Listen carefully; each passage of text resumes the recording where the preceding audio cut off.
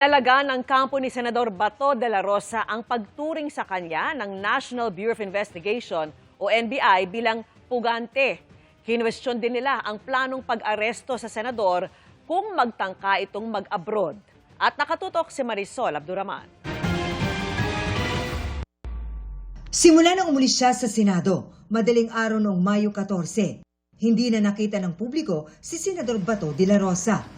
Pugante na ang bansag sa kanya ng National Bureau of Investigation o NBI dahil merong warrant of arrest para sa kanya mula sa International Criminal Court. There is a valid warrant of arrest. He is now considered fugitive from justice. So trabaho namin, just like any other personalities na merong mga mandato de arresto, yung warrant of arrest, we have to monitor.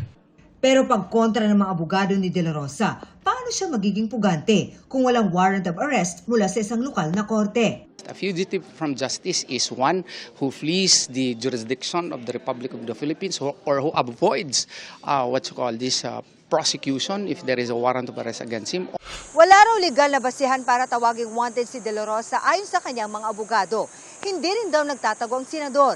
Ina-assert lamang daw niya ang kanyang mga karapatan. Kabilang daw riyan ang karapatang makapagbiyahe, kaya inalmahan nila ang sinabi ng Justice Department. If Senator Bato de la Rosa would try to leave the country, that the appropriate arrest should be made. Punto ng kanyang mga abogado, wala namang hold departure order o HDO para kay De La Rosa. Pag si Bato daw sumubok umalis sa bansa, hindi nila paaalisin. On what ground? Wala ngang, sinabi na nga po sa mga Arroyo cases, na ang hold departure order, judge din ang pwede mag-issue niyan, hindi po kung ano lang departamento.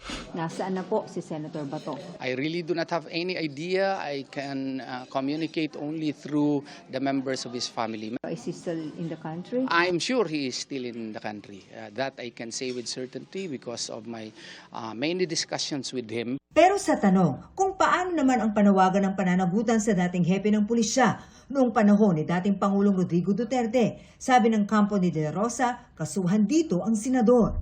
Accountability can definitely be extracted here in the Philippines by simply filing a case against our clients. In fact, we look forward to it.